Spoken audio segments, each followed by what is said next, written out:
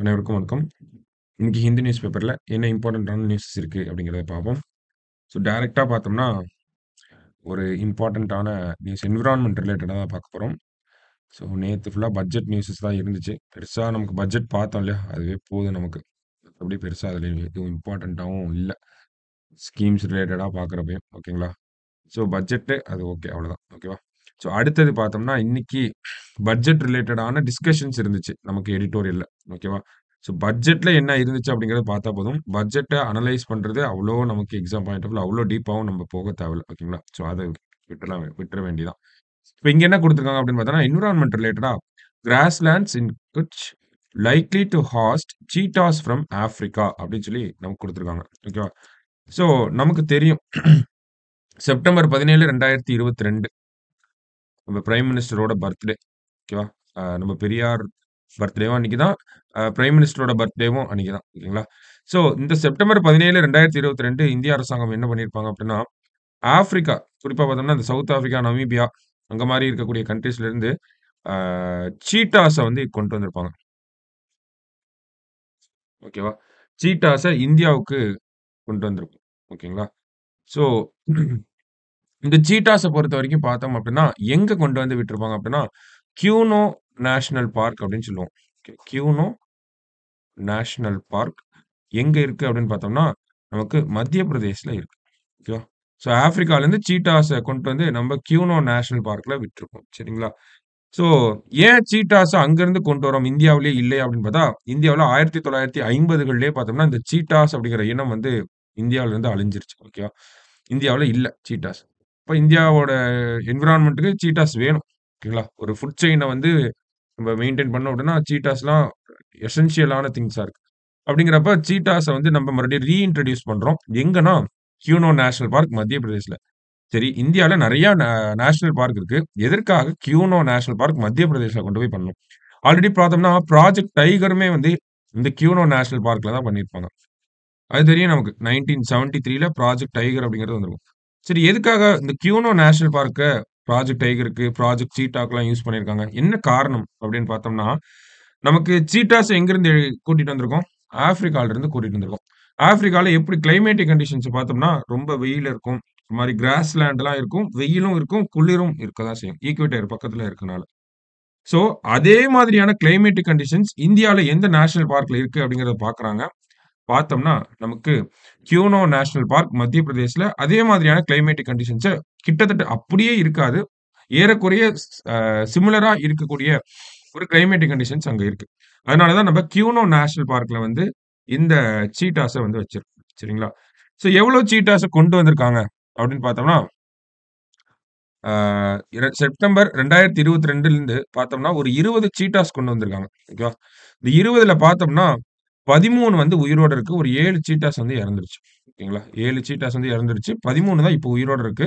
அது மட்டும் இல்லாம ஒரு 13 கப்ஸ் அப்படின்னு குடுத்துருக்காங்கல்ல. 13 குட்டிகள் போட்டிருக்கு. அப்ப டோட்டலா பார்த்தோம்னா, இப்ப இந்தியாவுல சீட்டாவோட எண்ணிக்கை அப்படிங்கிறது 26 இருக்கு. 13 அடல்ட், அ 13 வந்து நமக்கு கப்ஸ். ஓகேவா? ஸோ அப்ப 26 சீட்டாஸ் வந்து இந்தியால இருக்கு. ஓகேவா? ஸோ இப்போ இது எல்லாமே எங்க இருக்கு அப்படின்னு பார்த்தோம்னா, கியூனோ நேஷனல் பார்க்ல தான் இருக்கு. ஓகேவா? கியூனோ எல்லாம் ஒண்ணு தான். சரிங்களா? ஸோ இப்ப இந்த ஆர்டிக்கல்ல தலைப்புல என்ன குடுத்திருக்காங்க அப்படின்னு பார்ப்போம். Grasslands in Kutch likely to host cheetahs from Africa அப்படின்னு குடுத்துருக்காங்க. இப்ப இவ்வளோ நாள் கியூனோ நேஷனல் பார்க்ல இருந்தது. இதுக்கப்புறம் நம்ம ஆஃப்ரிக்கால இருந்து ஒரு சீட்டாவ கொண்டு வந்தோம்னா, அத இந்த கட்ச் அப்படிங்கிற பகுதியில கிராஸ்லேண்ட் இருக்கு. ஓகேங்களா? ஸோ கிராஸ்லேண்ட் அப்படின்னா நெறையா படர்ந்த ஒரு பரப்பளவா இருக்கும். அங்க வந்து இந்த விலங்குகள் வாழ்றதுக்கு ஏத்த சூழ்நிலை அப்படிங்கிறது இருக்கும்.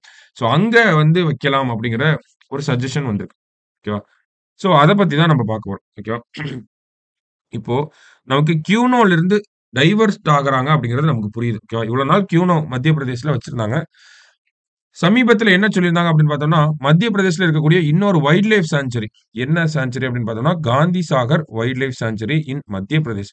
அடுத்த பிரிஃபர்ட் லொகேஷனா எது இருந்துச்சு அப்படின்னு பார்த்தோம்னா, காந்தி சாகர் தான் இருந்துச்சு. கியூனோக்கு அடுத்தபடியா 2ண்ட் பிரிஃபரன்ஸா எத வச்சிருக்காங்க அப்படின்னா, இந்த அ மத்திய பிரதேஷ்ல இருக்கக்கூடிய Gandhi Sagar wildlife sanctuary தான் வச்சிருந்தாங்க. ஓகேவா? ஸோ காந்தி சாகருக்கு அடுத்து அதுக்கு ஈக்குவலா பிரிஃபர் ஆகக்கூடிய ஒரு பிளேஸா இப்ப இந்த பன்னி அப்படிங்கிற பகுதி வந்துட்டு இருக்கு. ஓகேங்களா? பன்னி அப்படிங்கிற பகுதி இதுதான் கட்ச்ல வந்து இருக்கு. ஓகேவா? ஸோ பன்னில என்ன பண்றாங்க அப்படின்னு பார்த்தோம்னா, குஜராத் கவர்ன்மெண்ட் வந்து இந்த சீட்டாஸ வந்து அங்க வாழணும் அப்படிங்கிறதுக்காகவே அந்த பன்னி அப்படிங்கிற கிராஸ் லேண்ட வந்து டெவலப் பண்ணிட்டு இருக்காங்க. ஓகேங்களா? குச்சோட சதர்ன் பார்ட்ல இருக்கு. கிட்டத்தட்ட பார்த்தோம்னா 3500 ஸ்கொயர் கிலோமீட்டர் வந்து இருக்கு. இந்த 3500 ஸ்கொயர் கிலோமீட்டர் அப்படிங்கிறது பார்த்தோம்னா, நம்ம பார்த்த கியூனோ, காந்தி சாகர் இது 2த்தோட அதிகமான ஸ்பேஸ் இருக்கக்கூடிய ஒரு இடமா இருக்க போகுது. ஓகேங்களா? இப்ப இவ்வளோ நேரம் நம்ம என்ன பார்த்திருக்கோம்னா, கியூனோ அப்படிங்கிற நேஷனல் பார்க்ல ஃபர்ஸ்ட் சீட்டாவ வந்து ஆப்பிரிக்கால இருந்து கூட்டிட்டு வந்து வச்சிருந்தாங்க. அடுத்தது கியூனோவுக்கு அடுத்தபடியா ஏன்னா கியூனோ அப்படிங்கிறது கொஞ்சம் சைஸ் வாரியா பார்க்குறப்ப சின்னதுதான். ஆல்ரெடி அங்க டைகர்ஸ்லாம் இருக்கு. இதனால ஏதாவது கான்ஃப்ளிக்ட் ஏற்படலாம். அதனால என்ன பண்றாங்க, காந்தி சாகருக்கு 2ண்ட் பிரிஃபர்ட் லொகேஷனா கொண்டு வராங்க. 2ண்ட் பிரிஃபர்ட் லொகேஷனா காந்தி சாகர வச்சிருக்காங்க. அடுத்ததா அதுக்கு ஈக்குவலன்ட்டா இப்ப பன்னி அப்படிங்கிற பகுதியையும் டெவலப் பண்ணிட்டு இருக்காங்க. ஓகேவா? ஸோ இப்போ என்ன ஒரு இஷ்யூ இதுல இருக்கும் அப்படின்னு பார்த்தோம்னா, நமக்கு இந்த சீட்டாஸ பொறுத்தவரைக்கும் கியூனோல வைக்கிறதுக்கே வந்து ஒரு பெரிய இம்பாக்ட் என்ன ஏற்படுது அப்படின்னா, ஆல்ரெடி வைல்ட் அனிமல்ஸ் அங்க நெறைய தான் இருக்கு. ஓகேவா? இதனால சீட்டாவையும் அப்ப அங்க கொண்டு போய் வைக்கிறனால, ஒண்ணு என்ன ஆச்சு அப்படின்னு பார்த்தோம்னா, கிட்டத்தட்ட ஒரு 7 சீட்டாஸ் வந்து இறந்துருச்சு. அந்த கிளைமேட்டிக் கண்டிஷன்ஸ் டக்குன்னு அடாப்ட் ஆக முடியாம. ஓகேங்களா? 1. இன்னொரு முக்கியமான காரணம் என்னன்னா, பிரே அவைலபிலிட்டி அப்படின்னு சொல்லுவாங்க. ஓகேங்களா? பிரே அவைலபிலிட்டி. ஓகேங்களா? அந்த சீட்டா சாப்பிடுறதுக்கு பிரே அப்படிங்கிறது இருக்கணும். ஓகேவா? இப்ப கியூனோல பார்த்தோம்னா, அதிக காம்படிஷன் அப்படிங்கிறது இருக்கும். அதனால தான் காந்தி சாகர அடுத்து செலக்ட் பண்றாங்க. ஓகேவா? இப்ப காந்தி சாகர் ஓகே. ஓரளவுக்கு அக்செப்ட் பண்ணிக்கலாம். இப்ப 3வதா பன்னி அப்படிங்கிறதையும் நமக்கு சொல்லியிருக்காங்க. இந்த பன்னி அப்படிங்கிற இந்த கட்சில இருக்கக்கூடிய இந்த கிராஸ் லேண்ட பொறுத்தவரைக்கும் பார்த்தோம்னா, இங்க ஸ்பேசியஸா இருக்க போகுது. ஓகேங்களா? ஏன்னா 3500 ஸ்கொயர் கிலோமீட்டர் இருக்கும்போது, அப்ப ஸ்பேஷியஸா இருக்க போகுது. அதே மாரி பார்த்தோம்னா, இன்னொரு டிஃபிகல்டி என்னன்னா, இங்க பிரே அவைலபிலிட்டி அப்படிங்கிறது இனிமேல் தான் டெவலப் பண்ணணும் நம்ப. ஓகேவா? பிரே அவைலபிலிட்டி அப்படிங்கிறத இனிமேல் தான் டெவலப் பண்ணணும். அதுக்கு ஒரு 3 டூ 4 இயர்ஸ்க்கு மேல ஆகும். ஓகேங்களா?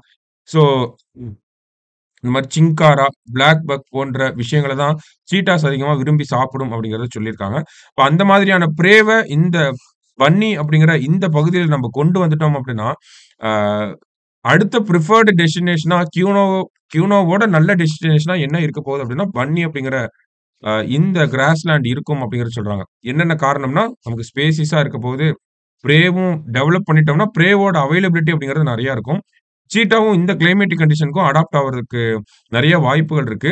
ஸோ இந்தியால சீட்டா பாப்புலேஷன இன்கிரீஸ் பண்ண முடியும் அப்படிங்கிறது தான் இந்த ஆர்டிக்கல்ல நமக்கு சொல்லியிருக்காங்க. சரியா? ஸோ முக்கியமான ஒரு article in terms of environment அத வச்சு பார்க்கிறப்ப. ஓகேவா? ஏன்னா அந்த ப்ராஜெக்ட் சீட்டா ரிலேட்டடா இன்னும் எதுவும் கொஸ்டின்ஸ்லாம் வரல. மேபி வந்துச்சுன்னா நமக்கு ஆன்ஸர் பண்ற அளவுக்கு இருக்கணும். ஓகேங்களா? அது பிரிலிம்ஸா இருந்தாலும் சரி, மெயின்ஸா இருந்தாலும் சரி. ஸோ இது இந்த ஒரு ஆர்டிக்கிள்ல பார்த்து வச்சுக்கோங்க. ஓகேவா? சரி. அடுத்ததா பார்த்தோம்னா, இந்த இடத்துல டிபி ரிலேட்டடா ஒரு விஷயம் வந்திருக்கு. டிபி ரிலேட்டடா வந்தாலே நம்ம பார்க்கணும். ஓகேங்களா? எக்ஸாம் பாயிண்ட் ஆஃப் வியூல பார்க்கணும். ஸோ அந்த வகையில இங்க என்ன குடுத்துருக்காங்க அப்டின்னா, ICMR Indian council of medical research ready to transfer technology of a breakthrough TB detection system அப்டின்னு சொல்லியிருக்காங்க. ஓகேவா? ஸோ இந்த தலைப்புலருந்து நம்ம என்ன புரிஞ்சுக்கலாம் அப்டின்னா, ஆ டிபிய டிடெக்ட் பண்றதுக்கு நமக்கு கூட குரூப் 1ல கேட்டிருந்தாங்க. மான்டெக்ஸ் டெஸ்ட் அப்டின்றத பண்றாங்க அப்டின்னு சொல்லி. கரெக்ட்டா? மான்டெக்ஸ் டெஸ்ட் அப்டிங்கிறத பண்றாங்க அப்டிங்கிறத நம்ம கேள்விப்பட்டிருந்தோம். ஸோ இந்த டிபிய டிடெக்ட் பண்றதுக்காக ஐசிஎம்ஆர் என்ன பண்ணியிருக்காங்கன்னா, புதுசா ஒரு டெக்னாலஜிய கண்டுபிடிச்சிருக்காங்க. ஓகேவா? புதுசா ஒரு டெக்னிக்க கண்டுபிடிச்சிருக்காங்க. அந்த டெக்னாலஜிய டிரான்ஸ்ஃபர் பண்ண போறாங்க. யாருக்கு டிரான்ஸ்ஃபர் பண்ண போறாங்க? இந்த பயோடெக்னாலஜி பயோடெக்னாலஜி கம்பெனிஸ்லாம் இருக்கும் இல்லையா? பார்மசூட்டிக்கல் கம்பெனிஸ்லாம் இருப்பாங்க இல்லையா? ஸோ அவங்க கிட்ட இந்த டெக்னாலஜிய டிரான்ஸ்ஃபர் பண்ணலாம் அப்படிங்கிறதுக்கு ரெடியா இருக்காங்க. இப்போ ஐசிஎம்ஆர் ஒரு டெக்னாலஜி கண்டுபிடிக்கிறாங்க. அத வந்து மத்தவங்களுக்கு சொல்லி தர போறாங்க. அதுதான் டிரான்ஸ்ஃபர் ஆஃப் டெக்னாலஜி அப்படின்னு சொல்றோம். ஓகேவா? சோ தட் அந்த புரொடக்ஷன் அப்படிங்கிறது அதிகமாகும். அதுக்காக. இப்ப நான் ஒரு விஷயம் கண்டுபிடிக்கிறேன் அப்படின்னா, அந்த டெக்னாலஜி எப்படின்னு நான் உங்ககிட்ட எல்லாம் சொல்லி தந்தேன்னா, அதனுடைய புரொடக்ஷன் அப்படிங்கிறது பன்மடங்கு ஆகும் இல்லையா? சோ அதே தான் ஐசிஎம்ஆரும் பண்ண போறாங்க. அதான் ICMR ready to transfer technology of a breakthrough TB detection system அப்படிங்கிறத சொல்லியிருக்காங்க. ஓகேவா? சோ என்ன அந்த டெக்னாலஜி அப்படிங்கிறத இங்க பார்க்க போறோம். ஓகேவா? சயன்ஸ் அண்ட் டெக் ரிலேட்டடா பார்க்க போறோம். சரியா? The council has invited an expression of interest from organization, companies and manufacturers for transfer of technology for commercialization of CRISPR-Cas based TB detection system அப்படின்னு சொல்லியிருக்காங்க. இப்ப இது கொஞ்சம் முக்கியம். ஓகேங்களா? என்ன டெக்னாலஜி அப்படிங்கிறதுனா அது இதுதான். CRISPR-Cas based DP detection system. CRISPR-Cas9 அப்படின்னு சொல்லி ஒண்ணு இருக்கு. ஓகேங்களா? மெயின்ஸ்ல சயன்ஸ் அண்ட் டெக்னாலஜி படிக்கிறப்ப பார்ப்போம். CRISPR-Cas9 அப்படின்னா, இப்போதைக்கு இந்த ஃபுல் ஃபார்ம் தெரிஞ்சு வச்சுக்கோங்க. Clustered regularly interspersed short palindromic repeats அப்படின்னு சொல்லுவாங்க. Cas9 அப்படிங்கிறது என்சைம். ஓகேவா? ஸோ இந்த Cas9 அப்படிங்கிறது என்ன பண்ணும்னா, நமக்கு ஸ்கூல்ல எல்லாம் படிச்சிருப்போம். பயோடெக்னாலஜில படிச்சிருப்போம். ஒரு என்சைம் வந்து டிஎன்ஏவ கட் பண்ணிட்டு, இன்னொரு என்சைம் வந்து பேஸ்ட் பண்ணும் அப்படின்னு சொல்லி. ஓகேவா? ஸோ அதே தான் இதுவும் பண்ணப்போது. ஆனா இந்த Cas9 அப்படிங்கிற என்சைமே வந்து 2த்தையுமே பண்ணிரும். ஓகேவா? ஸோ அந்த மாதிரி இருக்கக்கூடிய ஒரு டெக்னாலஜி தான். அது நம்ம மெயின்ஸ் பாயிண்ட் ஆஃப் வியூல பார்க்குறப்ப டீப்பா போகும். ஓகேவா? இப்போ ஐசிஎம்ஆர் என்ன பண்ணியிருக்காங்க அப்படின்னா, இந்த CRISPR-Cas9 தொழில்நுட்பத்த பேஸ் பண்ணி டிபிய டிடெக்ட் பண்றத கண்டுபிடிச்சிருக்காங்க. ஓகேவா? அதுதான் CRISPR-Cas paste DP detection system அப்படின்னு குடுத்துருக்காங்க. இந்த டெக்னாலஜிய யூஸ் பண்ணி நம்ம டிபிய டிடெக்ட் பண்ண போறோம். அதுதான் இந்த 2 பாயிண்ட் நமக்கு சொல்ல வருது. ஓகேவா? ஸோ இத யாரு டெவலப் பண்ணியிருக்காங்க அப்படின்னா, ICMR regional medical centre Dibrugarh. அஸ்ஸாம்ல இருக்கக்கூடிய திப்ருகர் சென்டர்ல தான் இந்த CRISPR-Cas paste DP detection system அப்படிங்கிறத கண்டுபிடிச்சிருக்காங்க. ஓகேவா? ஸோ இதோட அட்வான்டேஜ் என்னவா இருக்க போகுது அப்படின்னு பார்த்தோம்னா, வேர்ல்டோட சீப்பஸ்ட் டிபி டெஸ்டிங் சிஸ்டமா வந்து நமக்கு இருக்க போகுது. ஓகேவா? அப்ப வேர்ல்ட்லயே சீப்பஸ்ட் சிஸ்டமா இருக்க போகுது. ஓகேவா? நமக்கு எப்படி இத டிடெக்ட் பண்றாங்க அப்படின்னு பார்த்தோம்னா, it can detect the TB bacterium using DNA from saliva at very low cost அப்படின்னு குடுத்துருக்காங்க. இப்ப லோ காஸ்ட்னா இந்தியாவுக்கு அதுதான் தேவை. ஓகேங்களா? நம்ம ஊர்ல பார்த்தோம்னா, டிபி கேஸஸ் ஏகப்பட்டது ரிப்போர்ட் ஆகுது. ஓகேவா? அப்ராக்ஸிமேட்டா பார்க்குறோம்னா, ஒரு வருஷத்துக்கு 4,80,000 இந்தியர்கள் வந்து டிபியால இறந்து போறாங்க. இதுவே ஒரு நாளைக்குன்னு பார்க்குறோம்னா, 1,400 பேஷண்ட்ஸ் டிபியால ஒரு நாளைக்கு மட்டுமே இறந்து போறாங்க அப்படிங்கிறது புள்ளிவிவரங்கள் நமக்கு சொல்லுது. ஓகேவா? ஒரு நாளைக்கு 1,400 பேரு. ஒரு வருஷத்துக்கு 4,80,000 பேரு. இப்ப இவங்கலாம் ஏன் இறந்து போறாங்க அப்படின்னா, இனிஷியல் ஸ்டேஜ்லயே அவங்களுக்கு டிபி இருக்கா? இல்லையா? அப்படிங்கிறத நம்மனால கண்டுபிடிக்க முடியாம இருக்கிறது ரொம்ப பெரிய பிரச்சனையா இருக்கு. அததான் இந்த இடத்துல மிஸ்ஸிங் டிபி கேஸஸ் அப்படின்னு சொல்லியிருக்காங்க. மிஸ்ஸிங் டிபி கேஸஸ்னா என்ன? அவங்களுக்கு இருக்கா இல்லையான்னே தெரியாம இருக்கு. ஓகேவா? இருக்குன்றது தெரிஞ்சா தான் அத நம்ம ரிப்போர்ட் பண்ண முடியும். ரிப்போர்ட் பண்ணா அரசாங்கத்துடைய உதவிகள்லாம் நமக்கு கிடைக்க ஆரம்பிக்கும். எக்ஸாம்பிள்க்கு நிக்ஷய் போஷான் இருக்கு. நிக்ஷய் மித்ரா அப்படின்னு சொல்லி இருக்கு. நமக்கு நிதி உதவிலாம் பண்றாங்க. இந்த நிக்ஷய் அப்படிங்கிற திட்டத்துக்கு கீழ. நமக்கு மெடிக்கல் ஹெல்ப்லாம் பண்ண போறாங்க. நிக்ஷய் அப்படிங்கிற திட்டத்துக்கு கீழ. இந்த மாதிரியான விஷயங்கள்லாம் அந்த மக்களுக்கு போய் சேரணும்னா, ஃபர்ஸ்ட் அவங்களுக்கு டிபி இருக்கா அப்படிங்கிறத கண்டுபிடிக்கணும். ஸோ டிபி டெஸ்டிங் அப்படிங்கிறது பிரைவேட்ல எல்லாம் பண்ணா ரொம்ப காஸ்ட்லியா இருக்கு. கவர்ன்மென்ட்ல பண்ணாலும் இன்னமும் எஃபிஷியன்ட்டா இல்லாம இருக்கு.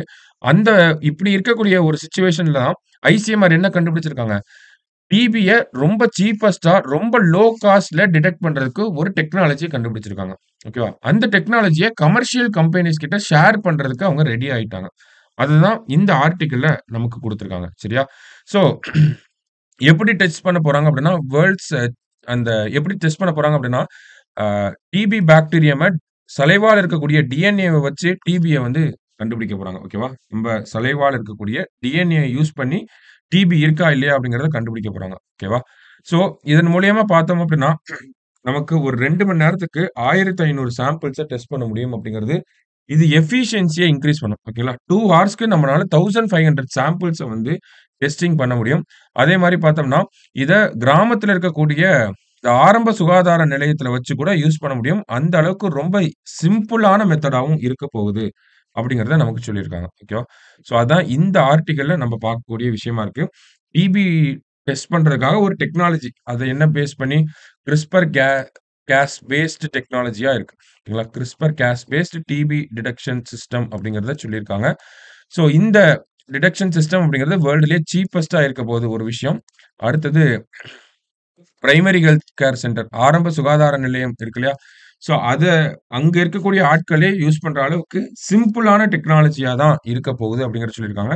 இப்ப ஆரம்ப சுகாதார நிலையம் அளவுக்கு நமக்கு டிபி டெஸ்டிங் அப்படிங்கிறது வந்துச்சுன்னா, எல்லா ஊர்லயும் நம்மனால பண்ண முடியும். டெஸ்டிங்க பண்ணி, ரிப்போர்ட் பண்ணி, அந்த டிபி அப்படிங்கிறத இந்தியால படிப்படியா குறைக்கிறதுக்கு இது ஒரு முக்கியமான விஷயமா இருக்கும். சரிங்களா? அதனால தான் இத பிரேக் த்ரூ அப்படின்னு சொல்றாங்க. ஓகே. இது ஒரு இம்பார்ட்டன்ட்டான ஆர்டிக்கிள். சயன்ஸ் அண்ட் டெக் ரிலேட்டடா. ஸோ நல்லா பார்த்து வச்சுக்கோங்க. ஓகேவா? ஸோ கடைசியா பார்த்தோம்னா, வேற ஏதாவது இருக்கா அப்படின்னு பார்த்தோம்னா, இந்த இடத்துல டைஃபூன் கியாமி அப்படின்னு சொல்லி குடுத்துருக்காங்க. ஓகேவா? ஸோ இது ஜஸ்ட் ஹெட்லைன் மட்டும் பார்த்தா போதும். ட்ரிகர்ஸ் ஹெவி ரெயின்ஃபால் இன் பிலிப்பைன்ஸ் அப்படின்னு குடுத்துருக்காங்க. அப்ப டைஃபூன் கியாமி எங்க அ வந்துச்சு அப்படின்னு கேட்டா, பிலிப்பைன்ஸ் அப்படிங்கிறது நமக்கு தெரிஞ்சுக்கிட்டா போதும். ஓகேவா? So typhoon Gaemi, Philippines. ஓகேவா? ஸோ மத்தபடி பார்த்தோம்னா, ஸ்போர்ட்ஸ் பேஜ் அவ்வளோதான். ஓகேவா? ஸோ இன்னைக்கு ஆர்டிகிள்ஸ்ல இம்பார்ட்டன்ட்டா இருந்தது 2மே இம்பார்ட்டன்ட் தான். அந்த என்விரான்மென்ட் ரிலேட்டடா பார்த்ததும், சயன்ஸ் அண்ட் டெக் ரிலேட்டடா பார்த்ததும் 2மே இம்பார்ட்டன்ட். ஸோ நோட் பண்ணி வச்சுக்கோங்க. நம்ம நாளைக்கு நியூஸ் பேப்பர்ல மீட் பண்ணலாம். Thank you.